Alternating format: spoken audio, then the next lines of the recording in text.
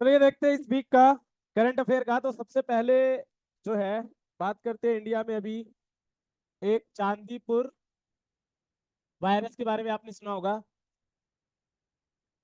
ये अभी गुजरात वगैरह में काफी ज्यादा मतलब कि चर्चे में रहा, ठीक है ना। रिसेंटली गुजरात के अंदर में 2 बच्चों की मृत्यु भी हो गई इससे। और टोटल कितने केसेस अभी तक पाए गए हैं? 20। अभी तक टोटल 20 केसेस पाए गए हैं। तो इस वायरस की अगर आप बात करोगे, ये आपका आरएनए वायरस है, ठीक है। वायरस के अंदर क्या होता है? जेनेटिक मटेरियल, या तो आरएनए या डीएनए, दोनों नहीं होते। दोनों नहीं होते, कोई एक होता है। तो ये चांदीपुर आरएनए वायरस है। और आप इस वायरस की अगर वेक्टर की बात करोगे कि इसको फैलाता कौन है, तो एक तो सैंड फ्लाई और दूसरा Aedes mosquito, female Aedes mosquito. इसी एडीज के काटने से जीका भी होता है, चिकनगुनिया भी होता है, ठीक है। तो ये वेक्टर है, इसके वाहक है। इनके काटने से ये रोग फैल रहा है अभी बच्चों में। ऐसा है ना कि इस टाइम खासकर मॉनसून के टाइम पे ना थोड़ा सा क्या हो जाता है कि ये मक्खियां वगैरह जो है ना, ये काफी ज्यादा कॉमन हो जाती है। मतलब इस वजह से इस टाइम ज्यादा ये केस देखे जाते हैं। आप इस वायरस की बात करोगे तो पहली बार 1965 में ये महाराष्ट्र में ही डिटेक्ट किया गया था। ये वायरस पहली बार 1965 में महाराष्ट्र के अंदर डिटेक्ट किया गया था। और इससे पहले 2003-4 में भी इस वायरस ने बहुत ज्यादा तबाही मचाई थी, जब भारत के अंदर तकरीबन 300 के करीब बच्चे मारे गए थे, ठीक है ना। और अभी फिर से इसका पीक उठ रहा है, मतलब ये देखने को मिला है गुजरात के अंदर।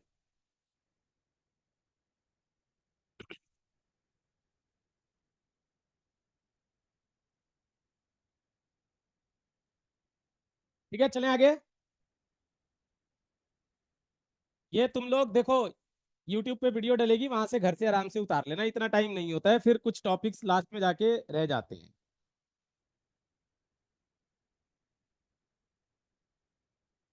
हैं? क्या चीज? यही महाराष्ट्र, गुजरात, आंध्र प्रदेश, इन सब स्टेट के अंदर, इन सब स्टेट में हाँ एक महामारी के रूप में भी फैला था ये, ठीक है। चलो अगला पॉइंट अब रिलेटेड है सुप्रीम कोर्ट के जजेस से रिलेटेड, ठीक है। तो ये बताओ मेरे को कि सुप्रीम कोर्ट में अभी हाल ही में नंबर ऑफ जजेस कितना है? 34। इसमें क्या होता है कि 34 में एक चीफ जस्टिस ऑफ इंडिया और बाकी आपके क्या होते हैं, 33 जजेस होते हैं। तो अभी रिसेंटली 2 जज सुप्रीम कोर्ट में अपॉइंट किए गए हैं, तो ये 34 पूरे नहीं थे, ठीक है। तो 2 जजेस अभी अपॉइंट किया गया, तो उसके बाद पूरा सिस्टम कितना हो गया, 34 का हो गया। तो ये स्टैटिक पॉइंट ऑफ व्यू से एक इंपॉर्टेंट हो सकता है आपके लिए कि वर्तमान में सुप्रीम कोर्ट में जजेस का संख्या कितना है, 34 है। देखो अगर आप ना ओरिजिनल देखोगे, बिल्कुल मूल रूप से, जब हमारा जब हमारा सुप्रीम कोर्ट 26 जनवरी 1950 को स्टैब्लिश किया गया था, तब इसमें 8 जजेस होते थे, 1+7, मतलब एक चीफ जस्टिस ऑफ इंडिया और 7 अदर जजेस। फिर क्या होता है कि वर्कलोड के अकॉर्डिंग ये सिस्टम चेंज होता गया, और अभी आप देख रहे हो कि वर्तमान में कितने जजेस हो जाते हैं इसमें, 34, ठीक है ना। और सुप्रीम कोर्ट के जजेस वगैरह का जो डिसीजन होता है, जैसे ट्रांसफर की बात करोगे या प्रमोशन की बात करोगे सुप्रीम कोर्ट और हाई कोर्ट के जजेस का, तो इसके लिए कॉलेजियम सिस्टम होता है हमारे यहाँ पे, ठीक है। कॉलेजियम सिस्टम होता है इसमें।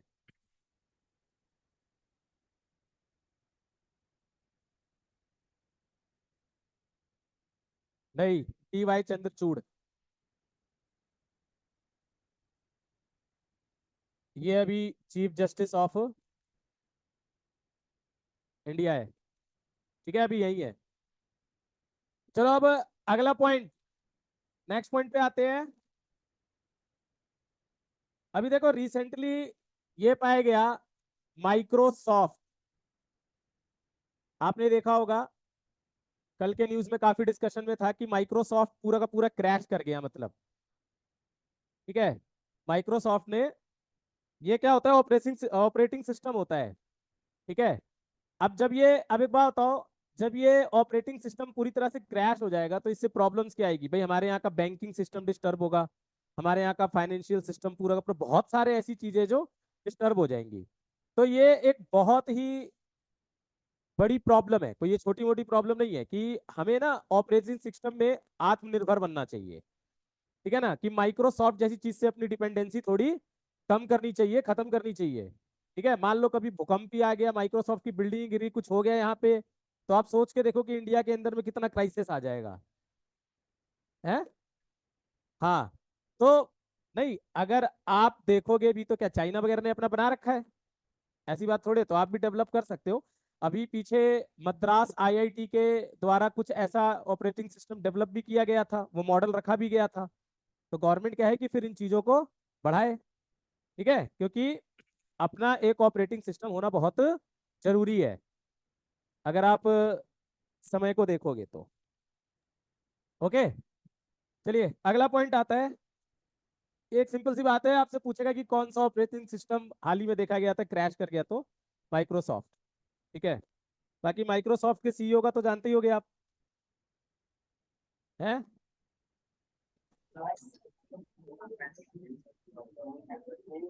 सर की साइड। ये ऑनलाइन वालों स्क्रीन दिख रहा है आप लोगों को सही?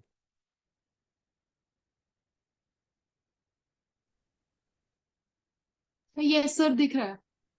ये बाकी जो ऑनलाइन ये बैठे हुए कुछ बस सर पूछते दिख रहा है। पूछते नहीं हो, क्लास बंद कर दूंगा उसी टाइम, ठीक है ना? हाँ, उसी टाइम ऑफ कर दूंगा क्लास, फिर देखते रहना। चलो आगे देखो। अभी आईएमएफ का एक जो रिपोर्ट था, अब इस पे डिस्कशन करते हैं। इंटरनेशनल मॉनेटरी फंड, अभी आईएमएफ ने एक रिपोर्ट जारी की जिसमें बताया कि इंडिया का जो जीडीपी ग्रोथ अभी रहने वाला है वो 7% रहने वाला है। हालांकि पहले इन्होंने जो कहा था वो 6.8 कहा था, कि इंडिया का जीडीपी किस रेट से ग्रो करेगा, 6.8% से। लेकिन अभी आईएमएफ ने कहा है चेंज करते हुए कि अब जो ये फाइनेंशियल ईयर है इसमें इंडिया की जीडीपी कितने परसेंट से ग्रो करने वाली है, 7% से। ठीक है ना, 20 बेसिस पॉइंट जो है सो इसको बढ़ा दिया है, मतलब ये फोरकास्ट किया है, अभी ये फोरकास्ट है ना, अनुमान है ये आईएमएफ का। आईएमएफ का मतलब क्या है आपका, इंटरनेशनल मॉनेटरी फंड। हेडक्वार्टर बताओ, हेडक्वार्टर कहाँ है इसका? Washington DC. ठीक है, मेंबर कंट्रीज 189, 189 सदस्य देश हैं इसके, आईएमएफ के।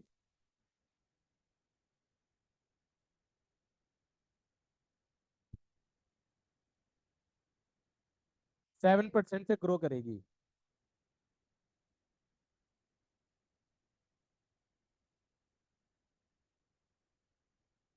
ठीक है, जबकि प्रीवियस फोरकास्ट क्या था,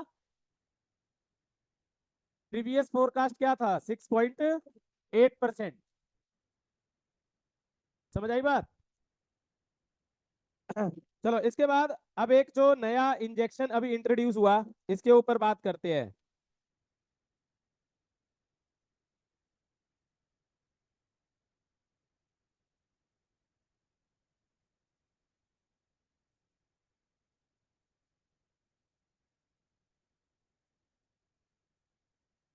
अभी रिसेंटली ये एक इंजेक्शन डिस्कशन में रहा जिसका नाम क्या है, लेंका पावीर।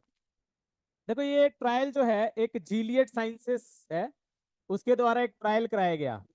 कंपनी का नाम क्या है, जीलियड साइंसेस। उसी के द्वारा लेंका पावीर एक इंजेक्शन डेवलप किया गया, और ये इंजेक्शन किससे रिलेटेड है, एचआईवी से। ठीक है, देखो इस कंपनी के द्वारा अफ्रीकन कंट्रीज में, एक तो आपका हो गया युगांडा, युगांडा के अंदर में, और दूसरा साउथ अफ्रीका, साउथ अफ्रीका के अंदर में कुछ 3,000 महिलाओं पे इस इंजेक्शन का ट्रायल किया गया। तो ये 100% इफेक्टिव पाया गया एचआईवी के अगेंस्ट में। ठीक है ना, 3,000 वुमेन के ऊपर जब इस इंजेक्शन का ट्रायल किया गया तो 100% इफेक्टिव पाया गया, तो काफी ज्यादा डिस्कशन में रहा अभी ये। ठीक है। HIV बोले तो ह्यूमन इम्यूनोडेफिशिएंसी वायरस।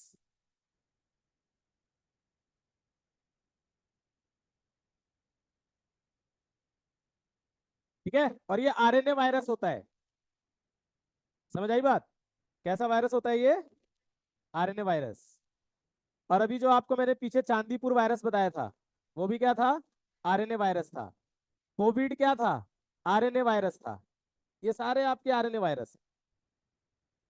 ठीक है। देखो, RNA वायरस की कहानी को जरा अगर हम समझें, देखो हमारे सेल के अंदर ना एक प्रोसेस होता है कि DNA हमेशा किससे बनता है? DNA से। DNA हमेशा DNA से बनता है। इस प्रोसेस को आप क्या कहते हो? रेप्लिकेशन। जैसे रेप्लिका मतलब ही क्या होता है? डुप्लीकेट। और फिर DNA से क्या बनता है? RNA। इस प्रोसेस को आप क्या कहते हो? Transcription. This process is called transcription. और फिर RNA से किसका फॉर्मेशन होता है? प्रोटीन का। ये प्रोसेस आपका ट्रांसलेशन कहलाता है। ठीक है। देखो ये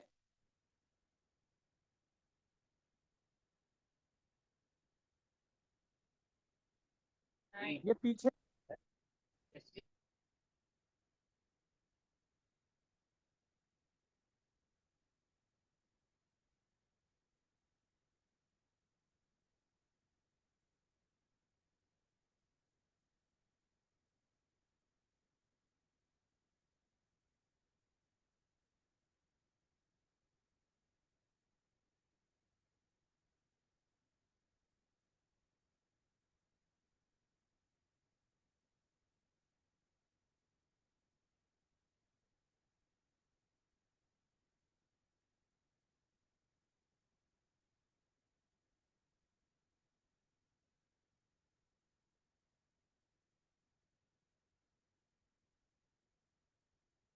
देखो ये मैंने क्या बताया, DNA हमेशा किससे बनता है?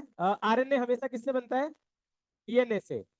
अब एक बात बताओ, अब जो RNA वायरस है, तो ये अपना RNA कैसे बनाएगा, है ना? मतलब ये अपनी जनरेशन को कैसे बढ़ाएगा? तो ये क्या करते हैं? अटैक करते हैं अपने होस्ट के ऊपर। ठीक है, और फिर उनके DNA का यूज करके अपना RNA बनाते हैं। ठीक है ना? उनके DNA के, जैसे हमारे अंदर HIV आया, तो वो हमारे DNA के मैकेनिज्म को यूज करके क्या करेगा? अपना RNA बनाएगा। तो यानी कि इंटीग्रेट करेगा वो हमारे DNA के साथ। तो इन मेडिसिन वगैरह का पर्पस क्या होता है कि आप ऐसे RNA को इनके DNA से कट करके हटाओ, मतलब यही होगा इलाज, कि ये जो RNA है ये क्या कर दिया जाए? कट कर दिया जाए, जो इनके DNA में जाके फंस गए हैं। तो उसी से आप रोक सकते हो इसको। ठीक है, तो इसी बेस पे ये सारी चीजें हैं, मतलब इसी के आधार पे ये सारी चीजें। आपको ध्यान मेनली किसका नाम रखना है? इंजेक्शन का, और फिर ये कंपनी का नाम जिसने ट्रायल किया। ठीक है ना? ये आपके लिए इंपॉर्टेंट है।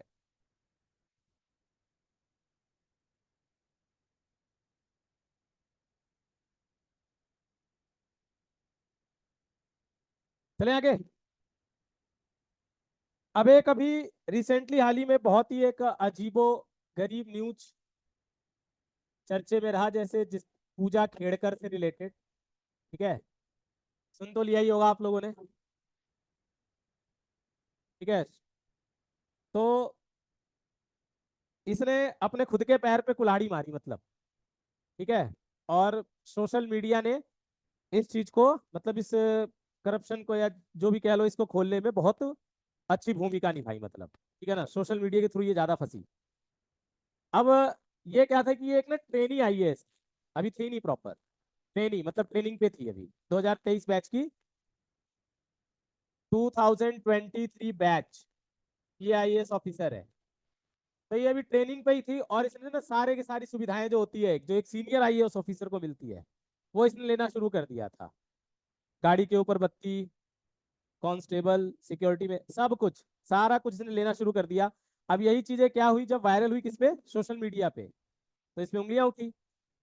बाद में और भी बहुत सारी चीजें पता चलने लगी कि इसने फेक नाम, फेक एड्रेस, फेक आइडेंटिटी, हाँ वही फेक, सब कुछ फेक सर्टिफिकेट, इवन विजुअल का भी है ना, ये सारा का सारा सर्टिफिकेट जमा करा के इसने एग्जाम क्रैक कर दिया और मतलब ट्रेनिंग पे थी। ठीक है, तो भाई देखो, वैसे तो यूपीएससी के ऊपर थोड़ा सा उंगली तो उठता ही है कि भाई आप अपने सिलेक्शन प्रोसीजर को थोड़ा और अच्छा करो, कि ये कोई छोटी बात तो है नहीं। ठीक है, छोटी मोटी बात तो है नहीं ये, लेकिन चलो यूपीएससी फिर भी अपनी सफाई में उसने कहा कि यूपीएससी हर काम ठीक से करता है, डेडिकेशन से करता है, तो ऐसी कोई बात नहीं है, और इन चीज़ों का पूरा ख्याल रखा जाएगा। तो इसको यूपीएससी के द्वारा जो है सो इसका अपॉइंटमेंट कैंसिल कर दिया गया है, इसका अपॉइंटमेंट कैंसिल कर दिया गया है, और इसको नोटिस भी जारी किया गया है कि आप बताओ कि हम आपका अपॉइंटमेंट कैंसिल क्यों ना करें, क्योंकि देखो एक ऑफिशियल प्रोसेस होता है हर चीज़ का। ठीक है ना तो एक और ऑफिशियल प्रोसेस के अंदर इसके ऊपर ये सारे नोटिस वगैरह जारी कर दिए गए हैं। ठीक है, इसने इवन जो नंबर ऑफ अटेम्प्ट होते हैं ना, उससे भी ऊपर जाके अटेम्प्ट दे दिया था, नंबर ऑफ अटेम्प्ट भी इसके खत्म हो गए थे, सब कुछ सर्टिफिकेट वगैरह सब। तो यूं है कि इसने जो रिजर्वेशन लगाया था वो ओबीसी के अंदर लगाया था, और इसका भी ग्राउंड क्या पाया गया, गलत पाया गया। ठीक है ना, ग्राउंड गलत क्या पाया गया, क्योंकि जो पूजा खेड़कर है, इसके पिताजी खुद एक रिटायर्ड आईएएस ऑफिसर है, और इनके पास तकरीबन 40 करोड़ की संपत्ति है। समझ आई बात, और एक रिटायर्ड आईएएस ऑफिसर है, तो ओबीसी में एक कॉन्सेप्ट आता है क्रीमी लेयर। ओबीसी में किस चीज का कॉन्सेप्ट आता है, क्रीमी लेयर का, कि अगर आप ए या बी ग्रेड के गस्टेड ऑफिसर हो तो आपको रिजर्वेशन नहीं मिलता। ठीक है, देखो जब 1992 में ओबीसी के रिजर्वेशन की बात कही गई, तो इसी में एक केस आया, Indira Sahni case, Indira Sahni case versus union of India. ये ओबीसी के रिजर्वेशन से रिलेटेड एक केस है। कब आया था, 1992 में। इस केस में सुप्रीम कोर्ट के कुछ ऑर्डर रहे कि एक तो आप रिजर्वेशन को 50% से ज्यादा नहीं कर सकते। ठीक है ना, रिजर्वेशन को 50% से ज्यादा आप नहीं कर सकते, और दूसरी बात कि जो ओबीसी का रिजर्वेशन है, इसमें कॉन्सेप्ट होगा किस चीज का, क्रीमी लेयर का, कि जिनकी सैलरी एक फिक्स अमाउंट से ज्यादा होगी, या ए या बी ग्रेड के गस्टेड ऑफिसर होंगे, तो वो किस में आ जाएंगे, क्रीमी लेयर। अब इनके पिताजी आईएएस ऑफिसर रिटायर्ड, तो ये तो किसी भी तरह से एलिजिबल नहीं है ओबीसी में रिजर्वेशन वगैरह पाने के लिए। तो सारा तरीका मतलब कि गलत यूज करके, ठीक है ना, इसने इतने बड़े पोस्ट को मतलब कि लिया इंडिया के अंदर। हाँ, ठीक है ना, सोच के देखो मतलब कितनी बड़ी बात है, मतलब अभी तो चलेगा ना मामला सब।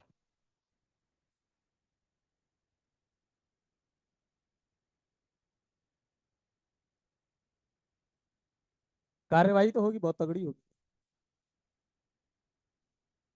ठीक है, चलो अब आगे देखते हैं। अगला जो केस है, अब ये थोड़ा बांग्लादेश के रिजर्वेशन का लेकर है। ऐसे आपके सामने एक क्वेश्चन है कि रिसेंटली अभी किस कंट्री में रिजर्वेशन के अगेंस्ट में प्रोटेस्ट हुए, किस देश में भी आरक्षण के विरुद्ध प्रोटेस्ट किए गए। ठीक है, तो बांग्लादेश की जनता सड़क पे उतर आई कि हमें रिजर्वेशन नहीं चाहिए। हाँ, वो कह रहे कि हमें रिजर्वेशन नहीं चाहिए, बांग्लादेश की जनता। जबकि इंडिया में मिक्स रिव्यू रहता है कि रिजर्वेशन होना भी चाहिए और नहीं, मतलब कुछ लोगों का रिव्यू है होना चाहिए, कुछ लोगों का रिव्यू है नहीं होना चाहिए, लेकिन बांग्लादेश में एकजुट हो गए सबकी रिजर्वेशन खत्म करो, मतलब बड़ी संख्या में ये देखने को मिला। ये चीज इस तरह से एक तरफा देखने को नहीं मिल सकता किसी देश में आपको जल्दी। लेकिन इसके पीछे कुछ रीजन है। इसके पीछे रीजन क्या है कि बांग्लादेश में ना पहले 56% आरक्षण रखा गया। इस 56% में से जो 30% आरक्षण रखे गए थे ना, वो 1971 की लड़ाई में जो फ्रीडम फाइटर थे, पाकिस्तान से अलग होके बना था ना बांग्लादेश 1971 में। ठीक है, और इसमें भारतीयों ने बहुत बड़ी भूमिका निभाई थी। लेकिन अभी जो बांग्लादेश, देखो इसलिए कहते हैं कि पढ़ाई लिखाई बहुत जरूरी होती है। और अभी जो बांग्लादेश की जो जनरेशन है, जो युवा जनरेशन है, ये इंडिया के उस कंट्रीब्यूशन को भूल गई है। अगर आप जाके देखो तो अब इनकी थिंकिंग कुछ ठीक नहीं रहता है इंडिया के लिए, ये अब फिर से पाकिस्तान को सपोर्ट करते हैं मतलब। ठीक है। तो 30% उन फ्रीडम फाइटर्स के लिए क्या रखा गया, रिजर्वेशन रखा गया। अब बांग्लादेश की प्रॉब्लम क्या है कि यहाँ पे ना सरकारी नौकरी बहुत कम है तो हमारे यहाँ भी बहुत कम। ठीक है, 3% लोग ही गवर्नमेंट एम्प्लॉय है यहाँ पर। ठीक है, और सरकारी नौकरी का क्रेज लगभग देखो हर देश में रहता है, ऐसा बात नहीं है आप ये सिर्फ इंडिया में ही मत देखो। इस चीज का क्रेज चाइना में भी है, इस चीज का क्रेज यूएसए में भी है। ठीक है ना, ये है कि पॉपुलेशन के अकॉर्डिंग हमारे यहाँ पे फिर भी बहुत कम लोग हैं सरकारी नौकरी में। ठीक है ना, और गवर्नमेंट को क्रिएट भी करना चाहिए। अब जैसे आप यूएसए देख लो, यूएसए की 13% जनसंख्या गवर्नमेंट जॉब में है। वही आप चाइना देख लो, चाइना की 28% जनसंख्या गवर्नमेंट जॉब के अंदर है। यही इंडिया में सिर्फ 4% है, और बांग्लादेश में 3% के आसपास।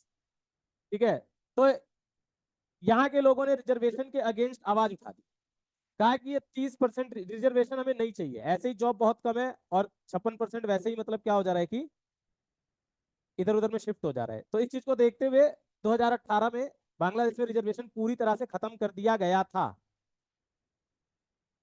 ठीक है, और ये एक आवाज भी उठाते कि बांग्लादेश में रिजर्वेशन खत्म कर दिया गया था, लेकिन फिर क्या है कि वहां की कोर्ट ने कहा कि नहीं, रिजर्वेशन होना चाहिए। तो अब यहाँ के लोग क्या कह रहे हैं कि ठीक है, आप ना जैसे रिजर्वेशन चलो महिलाओं को भी दे दो, आप हैंडीकैप को भी दे दो, ठीक है, या आप कास्ट के बेसिस जो भी है वो दे दो, लेकिन ये नहीं चलेगा, ये फ्रीडम फाइटर का 30% वाला, ये जो थे वो तो मर गए, अब उनके बच्चे भी इतने बड़े बड़े हो गए, अब क्या जरूरत है मतलब इसको देने की। तो ये नहीं चलेगा, ये बिल्कुल इंक्लूड नहीं होगा। 30% रिजर्वेशन फॉर फ्रीडम फाइटर्स जो 1971 की लड़ाई में लगे थे। ठीक है, तो इसी के अगेंस्ट में ये सारा का सारा था आपका प्रोटेस्ट यहाँ पर जो है।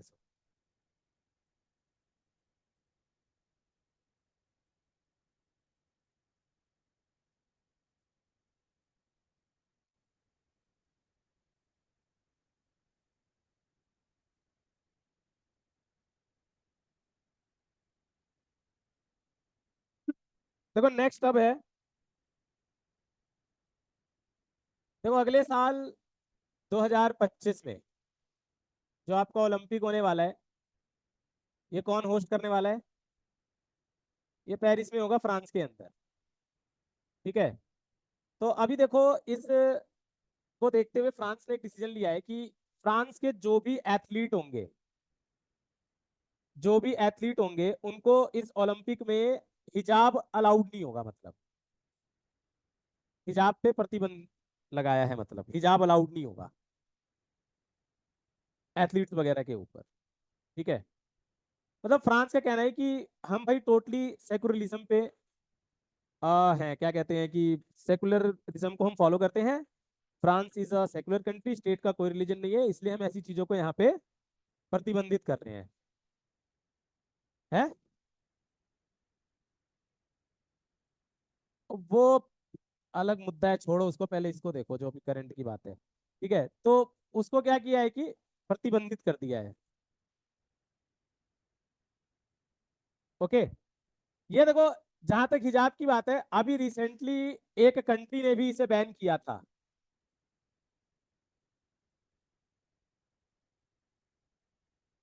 अभी ताजिकिस्तान ने भी इसको पूरी तरह से बैन किया था, मतलब अगर आपने ये सुना हो तो।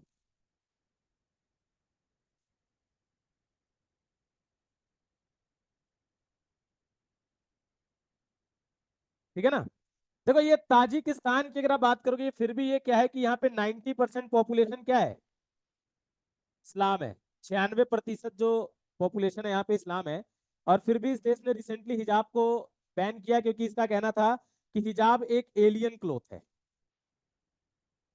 ठीक है ना, ये एक बाहरी लिबास है, मतलब ठीक है ना, कि इस्लाम में ऐसा कहीं भी अलाउड नहीं है, मतलब ये सब चीज नहीं है हिजाब वगैरह का चक्कर। कुछ साल पहले आपने देखा होगा हमारे देश में भी इसको लेके बहुत मुद्दा उठा था, कर्नाटक में लेकर, प्रेस को लेकर, मतलब ठीक है। तो यहाँ पे बहुत सारी बातें उठी, बात ये भी उठी कि देखो रिलीजन जो है वो आपकी, मतलब आपकी आइडेंटिटी नहीं बननी चाहिए, दोनों में अंतर है, मतलब ठीक है ना, कि आपका रिलीजन, आपकी आइडेंटिटी क्या होनी चाहिए, आपकी आइडेंटिटी होनी चाहिए कि आप एक आईएएस ऑफिसर हो, आप एक पुलिस ऑफिसर हो, आप आर्मी में हो, ये आइडेंटिटी होनी चाहिए आपकी। ठीक है ना। रिलीजियस आइडेंटिटी, अब मान लो तुम टीका लगा के और खाली सड़क पे साधु बन के चल रहे हो, तो उससे भी वो तुम्हारी रिलीजियस आइडेंटिटी है, तो उससे तुम आगे उतना नहीं बढ़ सकते ना, मतलब। ठीक है। तो स्कूल का यही कहना है कि ड्रेस ड्रेस ड्रेस होता है, और रिलीजियस आइडेंटिटी को आप अपनी पर्सनल आइडेंटिटी, मतलब आप अपनी आइडेंटिटीज को मत बनाओ। ठीक है। तो इन्हीं सबको लेके यूसीसी वगैरह आता है। आर्टिकल 44 की बात करोगे आप इंडियन कॉन्स्टिट्यूशन का, तो क्या है यहाँ पर? Uniform civil code. इसके बारे में मैंने लास्ट टाइम भी आपसे डिस्कशन किया था। ठीक है। यूनिफॉर्म सिविल कोड नहीं बताया था? अरे अभी जब ये आपको बताया था ना मैंने कि मुस्लिम महिलाओं को भी डाइवोर्स में अब, तब बताया तो था इसके बारे में, यूनिफॉर्म सिविल कोड के बारे में, भूल गए तुम? हाँ मुझे पता है।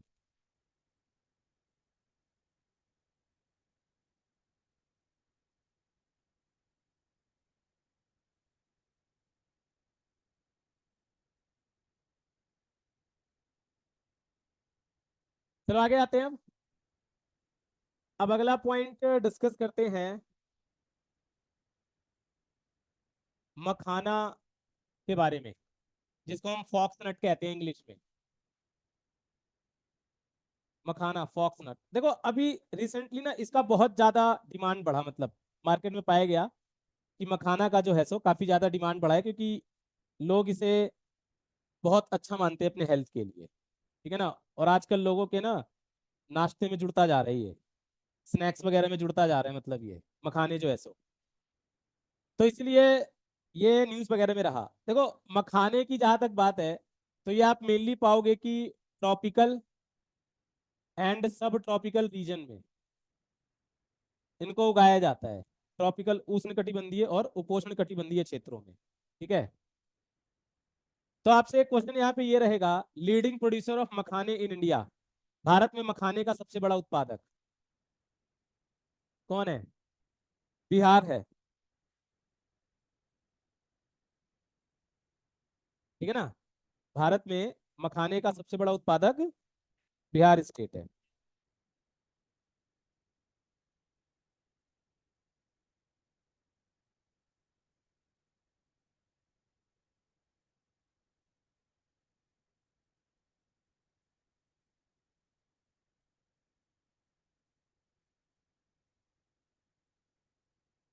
तो इतना ध्यान रखना आप। ठीक है।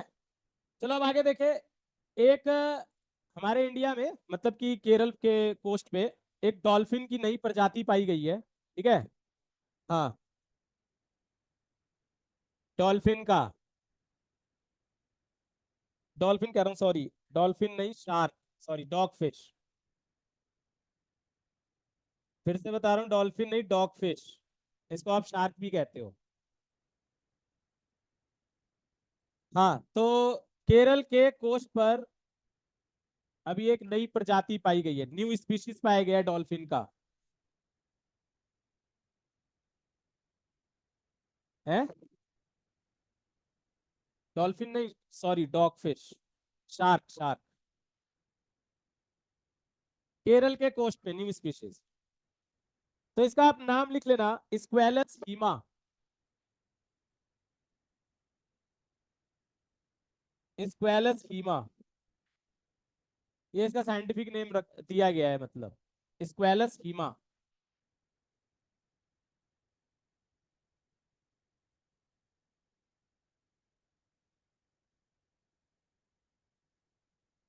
ठीक है। तो जो जूलॉजिकल सर्वे ऑफ इंडिया है, उसने इसको रिकॉग्नाइज किया। समझ आई बात? और इसको ये नाम दिया गया। देखो जहां तक ये साइंटिफिक नेम की बात आप करते हो, साइंटिफिक नेम होते हैं ना ये, क्या होता है ये? वैज्ञानिक नाम। इसमें इसमें क्या होता है कि आपको दो कंपोनेंट देखने को मिलते हैं, आपको दो घटक देखने को मिलते हैं। और इसी चीज को आप क्या कहते हो? बाई नॉमियल नॉमेनक्लेचर कहते हो। जैसे हमारा क्या होता है, होमो सेपियंस, दो होते हैं ना, तो इसको आप बाइनोमियल नोमेनक्लेचर कहते हो। देखो इस बाइनोमियल में जो फर्स्ट नेम होता है ना वो जीनस होता है, और सेकंड नेम क्या होता है, स्पीशीज होता है। सेकंड नेम स्पीशीज, तो ये इसका जीनस हो गया, और ये क्या हुआ, स्पीशीज हो गया। First name genus, second name species होता है। और इस प्रणाली की जो शुरुआत है, ये जिस पर्सन ने किया था उसका नाम था कैरोलस लीनियस, और इन्हें ही फादर ऑफ नोमेनक्लेचर कहते हैं, कैरोलस लीनियस। इनको फादर ऑफ नोमेनक्लेचर कहा जाता है, इन्हीं के द्वारा इन चीजों की शुरुआत की गई थी, बाइनोमियल नोमेनक्लेचर की। हालांकि जूलॉजी में कहीं कहीं ट्राइनोमियल नोमेनक्लेचर भी होता है, ठीक है ना, बट मैक्सिमम नोमेनक्लेचर किस पे बेस्ड है, बाइनोमियल पे, दो वाले नाम पे। फर्स्ट नेम जीनस, सेकंड हो जाता है स्पीशीज, ठीक है। इंटरनेशनल लेवल पर इन सबके लिए संस्थाएं भी हैं, साइंटिफिक नेम्स वगैरह को रिकॉग्नाइज करने के लिए, लाइक जैसे कि ICBN, international code for botanical nomenclature, and ICZN, international code for zoological nomenclature. ये रिकॉग्नाइज करती है इन साइंटिफिक नेम्स को, ये नहीं कि तुम कुछ भी दे दोगे, है ना।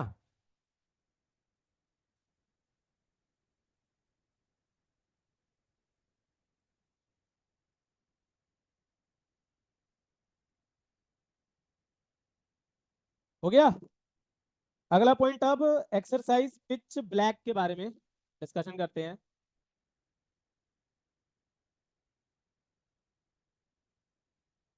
देखो ये ना जाने कितनी बार क्वेश्चन आया हुआ है कि डॉग फिश एक फिश होता है, शार्क को ही कहते हैं। ऐसा क्वेश्चन भी आपको कई बार देखने को मिलता है एग्जाम के अंदर, ठीक है।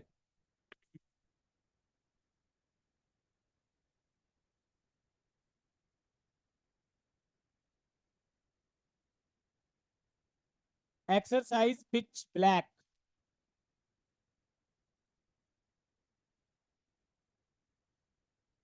देखो इस तरह के क्वेश्चन भी आ जाते हैं आपके एग्जाम के अंदर, है ना। देखा होगा आप लोगों ने, पीछे भी आप लोगों को मैंने कुछ एक्सरसाइज वगैरह लिखवाए भी थे। वो अलग बात है, आप लोगों को याद तो होगा नहीं। इसे एटीट्यूड नहीं, शर्म कहते हैं। इतना भी सच नहीं बोलना होता खुल के।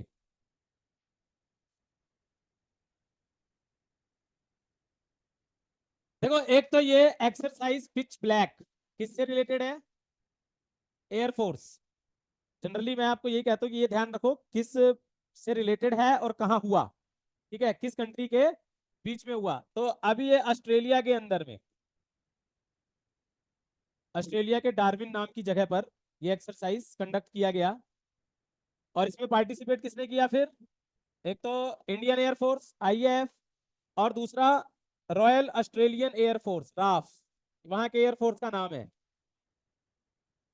Royal Australian air force.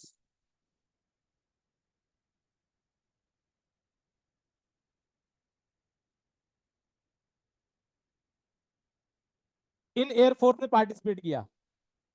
ये 12 जुलाई को शुरू हुआ है और 2 अगस्त तक चलना है ना। कब से कब, 12 जुलाई से 2 अगस्त।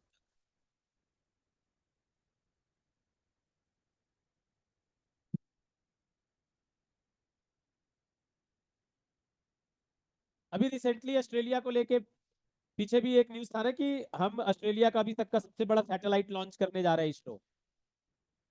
18 मिलियन का डील था दोनों कंट्रीज का,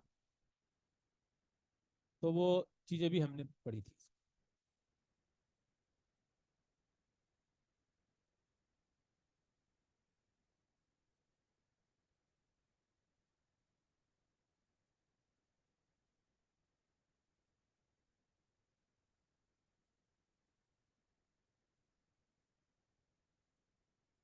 हो गया। चलो अब अगले पॉइंट पे थोड़ा सा अटपटा सा है ये बिंदु। तो स्विट्जरलैंड में वैसे तो 2019 में ही आ गया था, बट अब इस चीज को ये लोग अडॉप्ट करने जा रहे हैं। स्विट्जरलैंड में एक सुसाइडल मशीन आया है।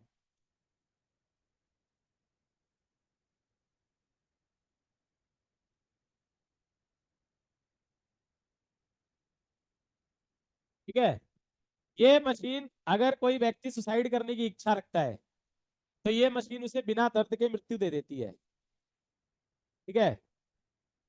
इस मशीन में क्या होता है कि ऑक्सीजन, जब आप इसके अंदर जाओगे तो 10 मिनट लगेगा, 10 मिनट लगेगा इस मशीन को आपको मारने में। ये मशीन क्या करता है कि ऑक्सीजन को रिप्लेस करता है किससे? नाइट्रोजन से।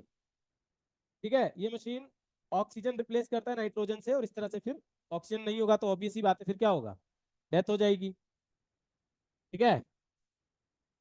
तो ये चीज है। वैसे हमारे यहाँ पे जो सुसाइड है ना, ये क्राइम है नहीं। अगर आप आईपीसी का सेक्शन 309 देखोगे, ठीक है, आईपीसी के, अब तो बीएनएस बन गया ये, ओके, बट ये आईपीसी से ही जुड़ा हुआ है इसलिए बोला मैंने। तो उसके अगर आप सेक्शन 309 में देखोगे तो सुसाइड हमारे यहाँ पे क्या है? क्राइम है, प्रतिबंधित है। समझ आई बात? और इस चीज को लेकर हमारे देश में आर्टिकल 21 के ऊपर भी कई बार, 21, 21 के ऊपर भी कई बार मुद्दे उठे, जो कि आपके क्या है? Right to live. देखो एक ना पॉइंट यहाँ पे घुसता है, और वो है यूथनेसिया। आपने सुना होगा, जिसको हिंदी में इच्छा मृत्यु कहते हैं। ये भारत में एक पॉइंट उठता रहा यूथनेसिया को लेकर, इच्छा मृत्यु। इच्छा मृत्यु क्या है? आपको संविधान कहता है right to live with dignity, सम्मान के साथ जीने का अधिकार। ठीक है। लेकिन कभी कभार आप क्या कहते हो कि हम बीमार हैं, हम बिस्तर पे हैं, और हम पूरी तरह से दूसरों पे डिपेंड है, मतलब हम अपने आप कुछ नहीं कर सकते, तो ये सम्मान के साथ जीना कहाँ हुआ, मतलब? ठीक है ना। तो ऐसे ऐसे आधार पर ये चीजें उठ जाती हैं, मतलब। ठीक है। तो ये 2018 में, 2018 में सुप्रीम कोर्ट ने इस पर अपना क्या डिक्री दिया, अपना क्या फैसला दिया, कि चलो हमारे देश में ना जो पैसिव पैसिव यूथनेशिया है ये अलाउ है। ठीक है। लेकिन एक्टिव यूथनेशिया अलाउड नहीं है। ठीक है ना। पैसिव यूथनेशिया अलाउड है। पैसिव यूथनेशिया क्या होता है कि जो लाइफ सपोर्ट के लिए चीजें होती है, ठीक है ना, वो रोक देना। आप बीमार हो तो आपकी मेडिसिन आप मत खाओ, जाओ। ठीक है। ये अलाउड है। लेकिन आप कहोगे कि हमको पॉइजन दे दो, हमें अभी मरना है, इंजेक्शन दे दो, पॉइजन इंजेक्ट कर दो, ये चीज क्या कहलाता है? Active euthanasia. तो ये अलाउड नहीं है। कौन करेगा? तो मर्डर आ जाएगा। ठीक है। तो ये चीज अलाउड नहीं है कंट्री के अंदर, एक्टिव यूथनेशिया जो है सो।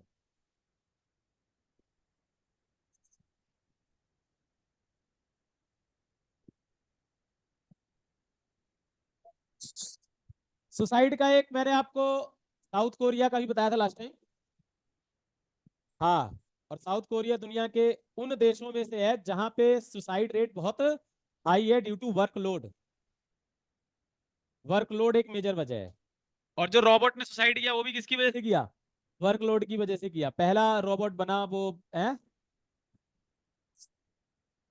अब जाके आप वीडियो देखो ना, तब समझ आएगा कि वो कैसे चल के गया है, कूद गया है, साफ दिख रहा है। ठीक है।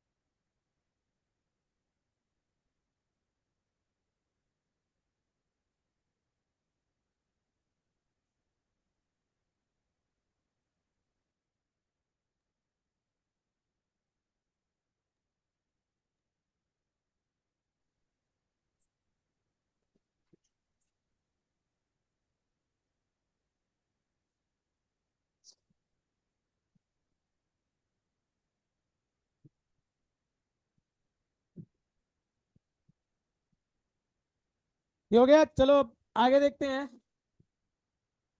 तो अब बिम्स्टेक की बात करते हैं जरा, बिम्स्टेक के बारे में। अभी हाल ही में जो इसका मीटिंग है, इनके फाइनेंस मिनिस्ट्री का मीटिंग, फाइनेंस कह रहा हूँ sorry, foreign, not finance, foreign, इनके जो फॉरेन मिनिस्ट्री का जो मीटिंग है वो कहाँ हुआ? New Delhi, India. इस बार इंडिया ने होस्ट किया, ठीक है। तो भारत के अभी फॉरेन मिनिस्टर कौन है? एस जयशंकर, ठीक। क्या मतलब है बिम्स्टेक का? Bay of Bengal initiative for multi sectoral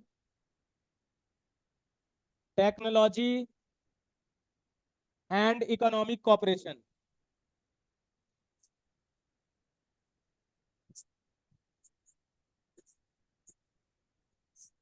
आपको नाम से पता चल रहा होगा कि विभिन्न क्षेत्र और प्रौद्योगिकी और आर्थिक गतिविधियों को तेज करने के लिए ये समिट है, मतलब कि कैसे इन चीजों को आगे बढ़ाया जाए,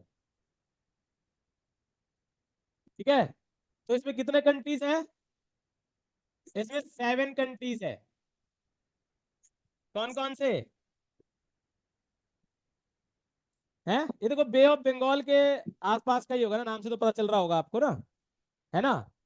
तो इसमें कौन कौन से कंट्रीज आते हैं? इंडिया तो है ही, इंडिया आ गया, भूटान आ गया, नेपाल आ गया,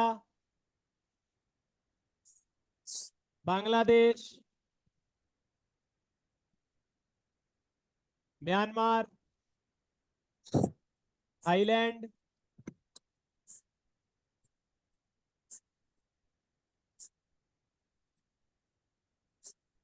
और श्रीलंका। हो गए साहब? तो ये 7 मेंबर्स हैं इसके, बिम्स्टेक के। India, Bhutan, Nepal, Bangladesh, Myanmar, Thailand, Sri Lanka.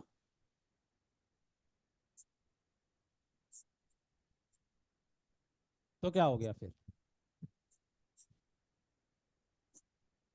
है इसके मेंबर, नेपाल और भूटान भी इसके मेंबर है। अगर इन लोगों को ट्रेड करना होगा तो इनके आसपास का सी कौन सा है, देखो ना, इसका पर्पस क्या है पहले, है। अगर इन लोगों को ट्रेड में इन्वॉल्व होना होगा नेपाल भूटान को, तो इनके आसपास का सी क्या पड़ेगा? बे ऑफ बंगाल ही तो पड़ेगा। और क्या पड़ेगा? लैंडलॉक कंट्री है तो क्या हुआ, लेना देना तो उसी से रहेगा।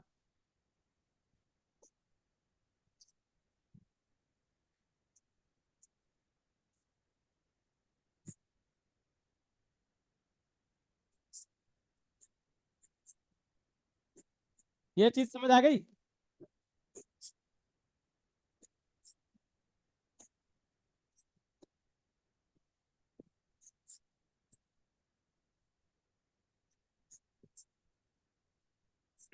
नेक्स्ट पॉइंट देखो अब,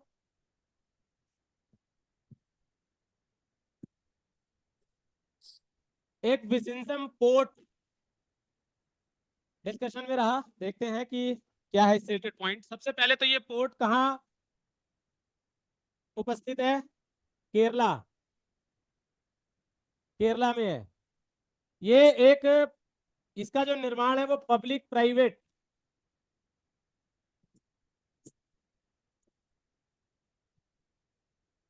पीपी पीपीटी मॉडल होता है ना, पीपीपी मॉडल, उस पे किया गया है। मतलब इसमें सरकार का भी रोल है और प्राइवेट पार्टी का भी रोल है, वही अडानी का, ठीक है। तो ये अभी डिस्कशन में क्यों रहा? क्योंकि इस पोर्ट पे पहला मदरशिप, पहला मदरशिप जो है सो आया, ठीक है ना, इस पोर्ट के ऊपर, इसलिए चर्चे में रहा। देखो उस मदरशिप का नाम क्या है? San Fernando.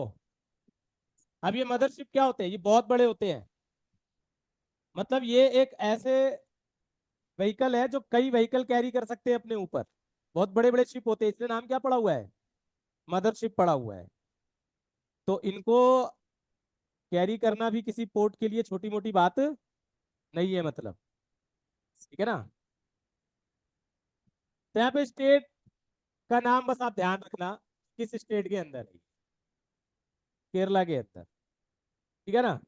केरल से रिलेटेड ही था पीछे भी न्यूज जो आपका था शार्क वाला, और केरल से रिलेटेड एक पीछे भी हमने डिस्कस किया था कि केरलम की मांग हुई है, मतलब कि स्टेट का नाम चेंज के केरल से क्या कर दिया जाए, केरलम कर दिया जाए। ये स्टेट लेजिस्लेचर ने ये रेजोल्यूशन पास किया है कि Keralam is Malayalam language, Kerala is English language. जो स्टेट बनाया गया था वो लैंग्वेज के बेस पे बनाया गया था, इस वजह से मतलब। तो ये सारी चीजें आपने पीछे भी पढ़ी थी इन चीजों को लेकर, ठीक है। देखो अब अगला पॉइंट थोड़ा सा अभी है ना, काफी ज्यादा एक डिस्कशन में भी रहा, थोड़ा डोनाल्ड ट्रंप की भी बात कर लेते हैं।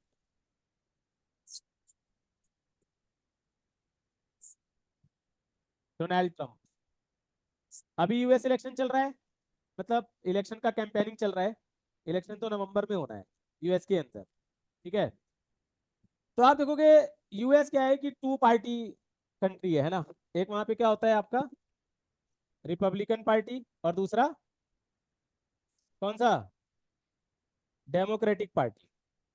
तो अभी रिपब्लिकन पार्टी से कौन फाइट कर रहा है, कौन फाइट कर रहा है, बाइडेन इसी पार्टी से है ना। जबकि डोनाल्ड ट्रंप डेमोक्रेटिक का फेस है, डेमोक्रेटिक पार्टी का। तो ये अपना वही चुनाव के ही कैंपेनिंग का भाषण दे रहा था, पेंसिल्वेनिया नाम का स्टेट है वहां पे, पेंसिल्वेनिया स्टेट है, यही पे भाषण दे रहा था। तो इसके ऊपर ना गोली चल गई है डोनाल्ड ट्रंप के ऊपर। एंड्रयू मैथ्यू नाम का पर्सन था जिसने गोली चलाया इसके ऊपर, मात्र 20 साल का। मतलब ये इतना रिपब्लिकन था कि इससे हेट करने लग गया था, ठीक है। इसके घर वालों ने कहा कि समझ ही नहीं आया, मतलब क्या कर लिया इसने, ऐसा तो था नहीं है, ऐसे नेचर का तो बिल्कुल नहीं था, ठीक है। तो वो गोली ने इसके कान से छू के निकली, मतलब है कि नहीं।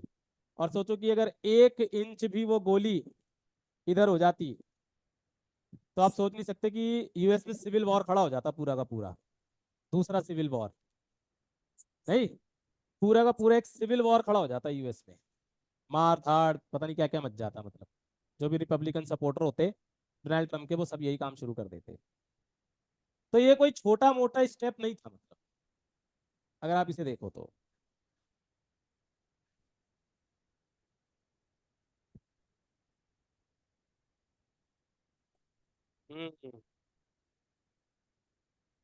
न्यूज सुन सुन के भी पागल हो गया था ये।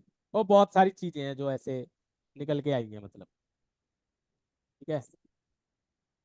यहाँ पे तो जो डोनाल्ड ट्रंप को जब जैसे गोली पड़ी तो जो उसके दो बाद भी वो आप उठ बता के रहे दो पार्टियां हैं रिपब्लिकन और कहा कि डेमोक्रेटिक। Fight fight fight. तो इसमें ये बता दूं कि मतलब और कोई पार्टी भी इन्वॉल्व हो सकती है नहीं हो सकती है, दो ही पार्टी रहेगी।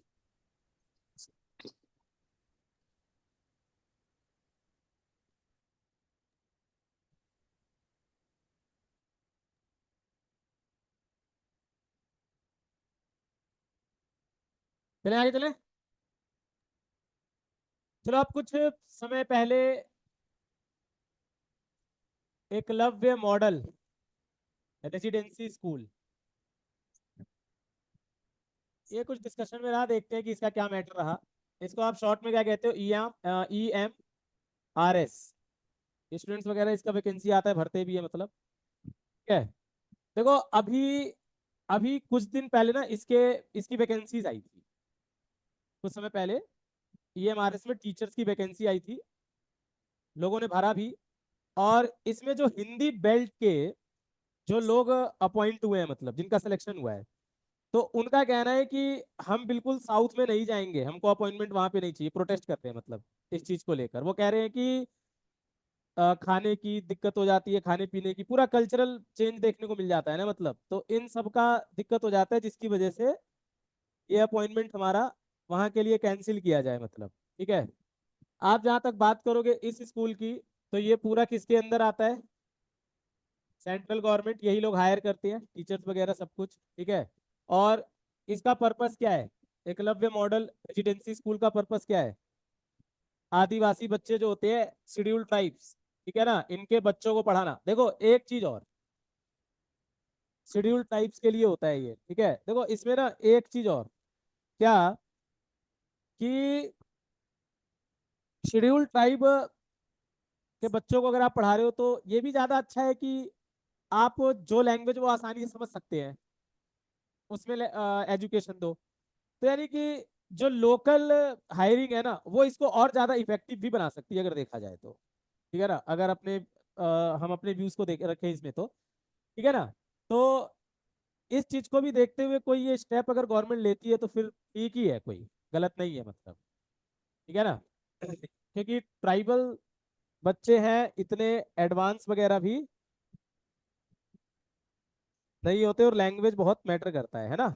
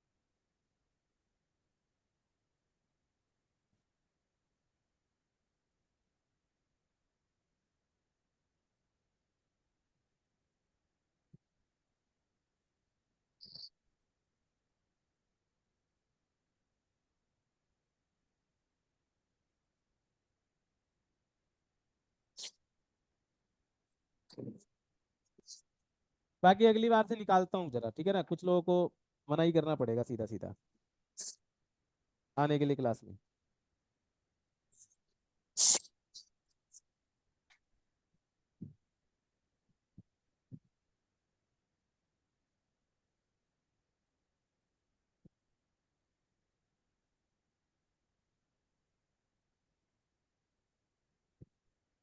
नेक्स्ट पॉइंट अब देखते हैं। देखो एक अपॉइंटमेंट है, बस नाम नाम ध्यान रख लेना आप। विक्रम मिश्री,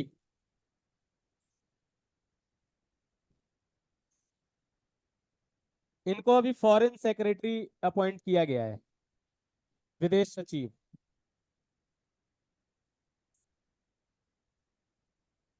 फॉरेन सेक्रेटरी अपॉइंट किया है इसको, विदेश सचिव, 35th फॉरेन सेक्रेटरी इंडिया के, 35वें विदेश सचिव हैं।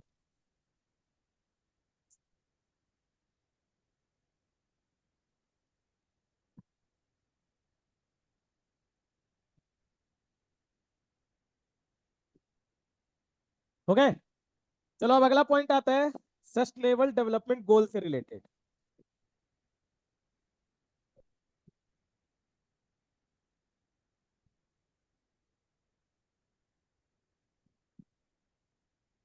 सस्टेनेबल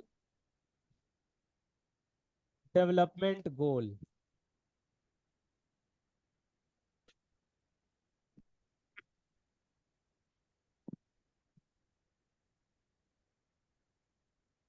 ये सतत पोषणीय विकास। देखो ये ना, जो आप ये सस्टेनेबल डेवलपमेंट गोल देख रहे हो, एसडीजी, ये 2015 में यूएन के द्वारा ये डिक्लेयर किया गया, ठीक है ना। इसमें कुछ गोल हमने बनाए हैं, टोटल 16 गोल आते हैं इसके अंतर्गत।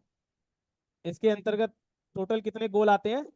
16। ये गोल क्या है? बहुत ही बेसिक सी नीड है जो चाहिए आज के टाइम पे ह्यूमन को, साफ पानी वगैरह जो भी है, मतलब वो आप देख लेना, पॉवर्टी वगैरह को कम करना, ये सारी चीजें हैं, ठीक है।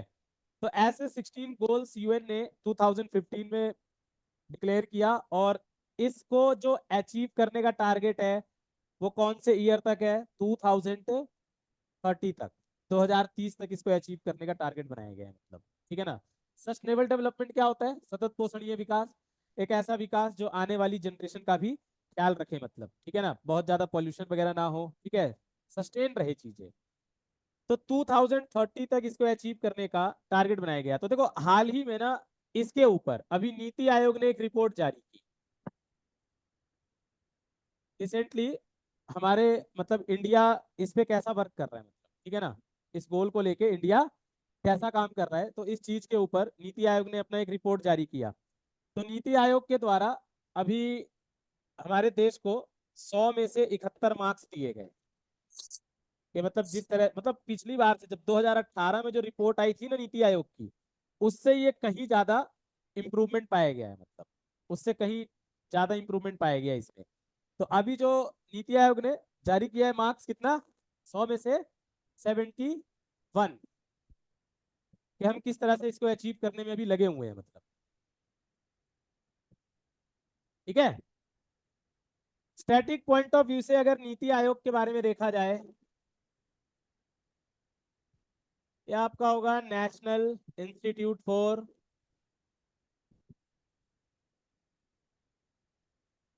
Transforming India. ये कई बार एक क्वेश्चन आया है कि इसको थिंक टैंक बॉडी भी कहते हैं।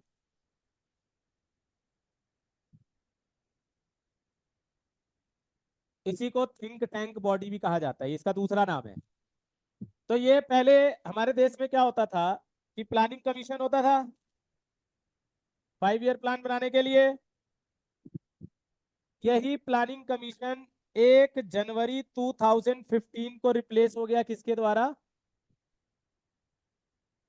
नीति आयोग के द्वारा। 1 जनवरी 2015 को इसे स्टैब्लिश किया गया, किसको रिप्लेस करके, योजना आयोग को रिप्लेस करके। ये ना तो कॉन्स्टिट्यूशनल बॉडी है और ना ही स्टैट्यूटरी है। बाकी आप इसके मेन मेन मेंबर्स की बात करोगे कि इसके सदस्य कौन कौन होते हैं नीति आयोग के, ठीक है। देखो नीति आयोग का अध्यक्ष कौन होता है,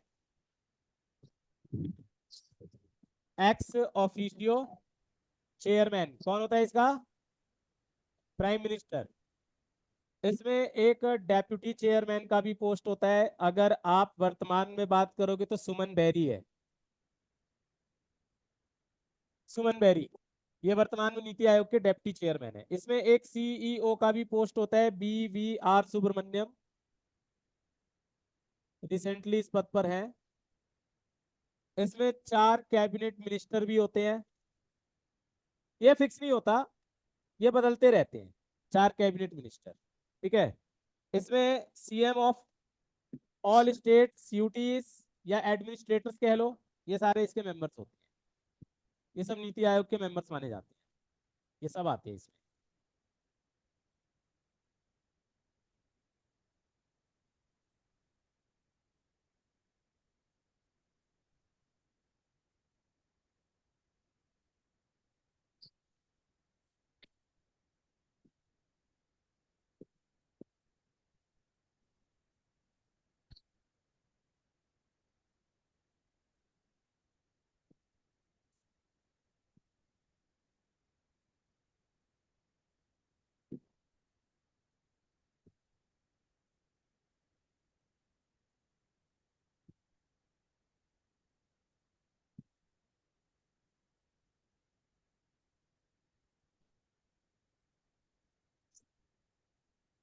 नेक्स्ट पॉइंट, अब थोड़ा वाइब्रेंट विलेज प्रोग्राम की बात करते हैं।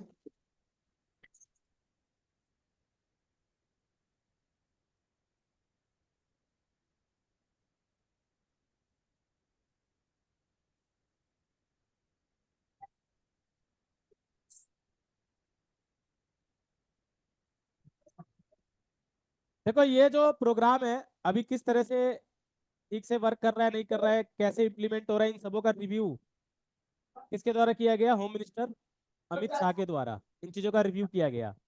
तो ये चीज है क्या, वाइब्रेट विलेज प्रोग्राम, जो आप जनरली ये कह लो कि जो चाइना से जो सटे हुए हमारे स्टेट्स हैं, कौन कौन से, आप देखते हो लद्दाख है, और उत्तराखंड है, हिमाचल प्रदेश है, अरुणाचल प्रदेश है ना, सिक्किम है, तो इनके जो बॉर्डर एरियाज के जो गांव है ना, उसको इस लेवल तक डेवलप करना कि वहां पे टूरिज्म वगैरह को बढ़ाया जा सके। ठीक है, ये इसका लक्ष्य है, मतलब इस प्रोग्राम का, वाइब्रेंट विलेज प्रोग्राम का। जो चाइनीज बॉर्डर पे जो गांव है उनको डेवलप करना, टूरिज्म वगैरह बढ़ाना वहां पे, ये इसका लक्ष्य है।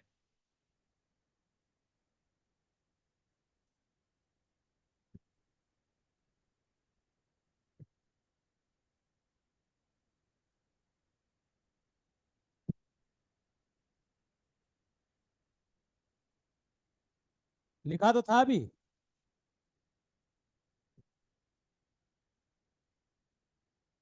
ये रहा।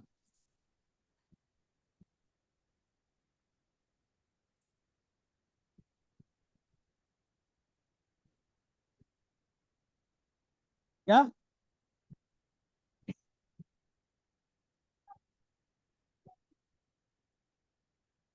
क्या ठीक है, मुझे तो कुछ समझ ही नहीं आया।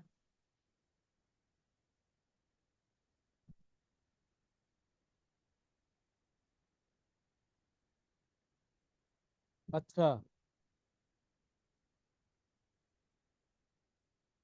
अभी कहता हूँ common sense is not very common.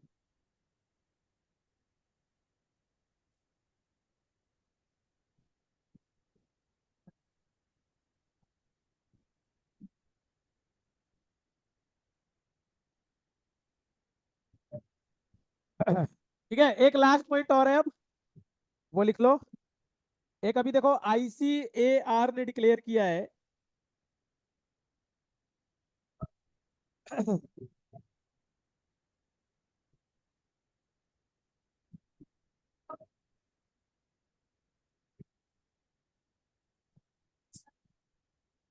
ICAR क्या है?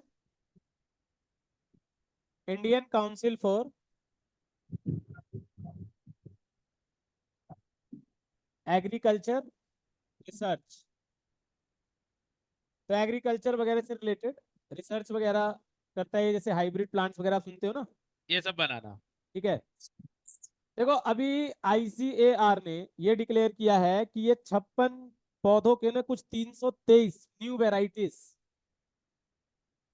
कुछ 56 क्रॉप्स है, इसके 323 न्यू वेराइटीज रिलीज करेगा। 56 क्रॉप्स के। इसका हेडक्वार्टर न्यू दिल्ली में है, आईसीएआर का। अब ये न्यू वेराइटी का क्या मतलब है? मतलब हाइब्रिड चीजें, जीन वगैरह में चेंज करके, ट्रांसजेनिक है ना।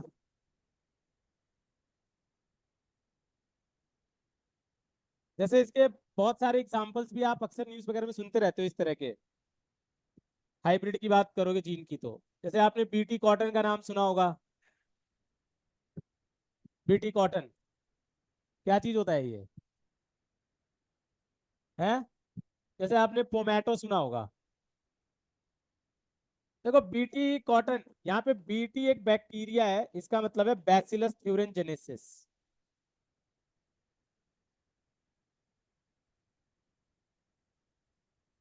बैसिलस थ्यूरेनजेनेसिस, ये बैक्टीरिया का जीन क्या करते हैं कि कॉटन के जीन के साथ मर्ज कर देते हैं, हाइब्रिड कर देते हैं। तो फिर ये ना सेल्फ पेस्टिसाइड बन जाता है, ये खुद फिर कीड़ों से लड़ने में सक्षम हो जाता है। तो ये भी कैसे तैयार किया है? रिसर्च का ही तो पार्ट है ना एग्रीकल्चर में, इसी तरह से डेवलप किया गया है। तो यही सारा काम होता है एक तरह से आईसीआर वगैरह, रिसर्च एग्रीकल्चर रिसर्च इंस्टीट्यूट वगैरह का।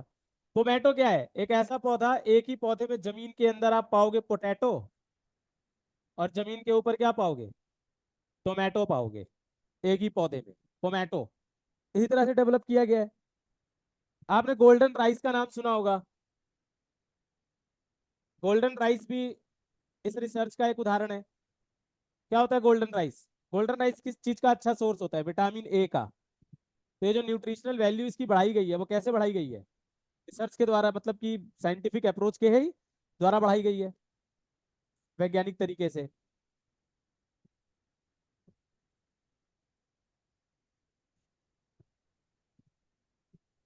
ट्रांसजेनिक ऑर्गेनिजम्स किन्हें कहते हैं, बताओ?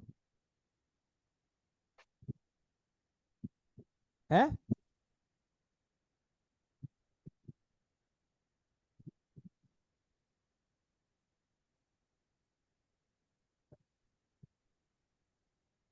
ये क्या होते हैं, आप ये चीजें ना अक्सर सुनते रहते हो, मतलब न्यूज वगैरह में। जब आप किसी भी ऑर्गेनिज्म के जीन को अल्टर करते हो, जब आप किसी भी ऑर्गेनिज्म के जीन को चेंज करते हो, तो आप ऐसे जीव को क्या कहते हो, ट्रांसजेनिक ऑर्गेनिजम्स कहते हो। उसमें प्लांट भी हो सकता है, एनिमल भी हो सकता है, ठीक है ना। हाँ, ये है कि एनिमल में जो सबसे ज्यादा ट्रांसजेनिक है वो चूहा है। चूहा सबसे ज्यादा यूज किया जाता है। हमारे जो भी वैक्सीन वगैरह बनती है ना, मेडिसिन, तो इसका सबसे ज्यादा ट्रायल किसके ऊपर होता है, चूहे के ऊपर। क्यों, किस लिए, क्योंकि हमारा डीएनए चूहे के डीएनए से बहुत मैच करता है, ठीक है ना, काफी हद तक मैच करता है, इसीलिए ज्यादातर चूहे का ही यूज करते हैं। ओके। और जब आप यही चीज ऑर्गन के साथ करते हो, कि एनिमल का ऑर्गन जब आप ह्यूमन में ट्रांसप्लांट करते हो, तो यही चीज आपको पहले भी मैंने बताया हुआ है, इस चीज को आप क्या कहते हो, जेनो ट्रांसप्लांटेशन कहते हो। ये होता है जब किसी नॉन ह्यूमन के ऑर्गन को ह्यूमन में डाला जाए, तो ये प्रोसेस क्या कहलाता है, जेनो ट्रांसप्लांटेशन, ठीक है। जैसे इसमें ज्यादातर पिग पिग का यूज करते हैं, पिग के ऑर्गन्स का ह्यूमन में डालने के लिए।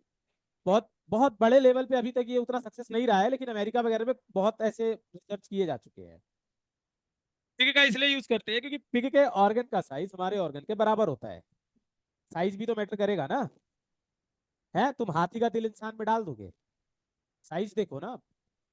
तो मेन वजह साइज का है, कि पिग के जो ऑर्गन के साइज होते हैं वो हमारे ऑर्गन के क्या होते हैं, बराबर होते हैं। इसलिए इन्हीं का यूज ज्यादा किया जाता है, मतलब ऑर्गन ट्रांसप्लांट में।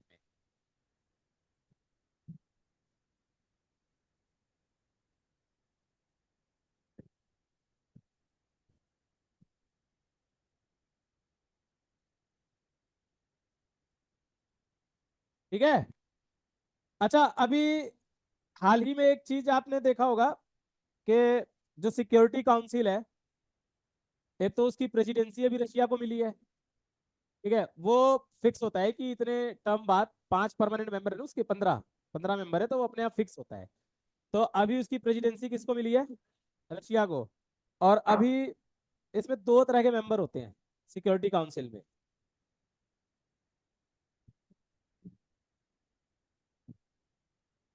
सुरक्षा परिषद कहते हो आप इसको, है ना। किसके अंदर आता है ये, यूनाइटेड नेशन के अंदर आता है।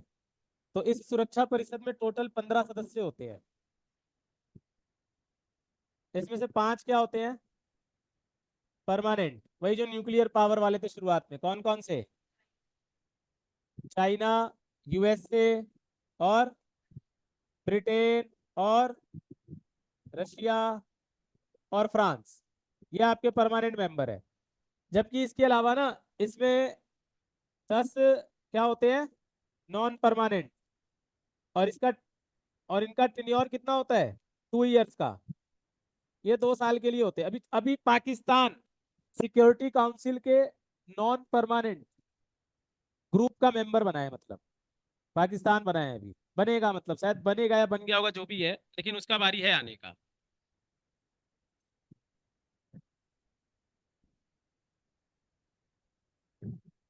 2 साल के लिए चुने जाते हैं ये नॉन परमानेंट। चल, और भी तो देश है इतने सारे, कितने कंट्रीज है ये देखो ना, यूएन के अंदर, यूनाइटेड नेशन के अंदर बदलता रहता है ना, फिर ये चेंज होते रहते हैं मेंबर्स। ये है परमानेंट, ये कभी चेंज नहीं होते।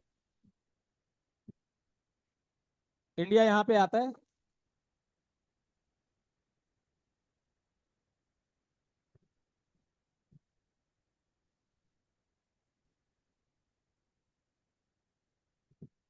तो पूरे सिक्योरिटी काउंसिल की प्रेसिडेंसी अभी किसके पास आई है, रशिया के पास आई है।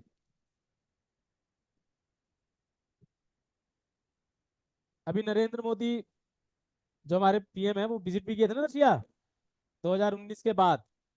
फिर उनको हाईएस्ट सिविलियन अवार्ड भी दिया गया वहां का, ठीक है ना, ऑर्डर ऑफ सेंट एंड्रयू, ये अवार्ड का नाम था, मतलब ये एंड्रयू एक सेंट के नाम पर है, जो जीसस क्राइसिस के जो ओरिजिनल 12 डिसाइपल थे ना, उनमें से एक ये भी था, मतलब एंड्रयू जो है, तो उसके नाम पर है ये अवार्ड।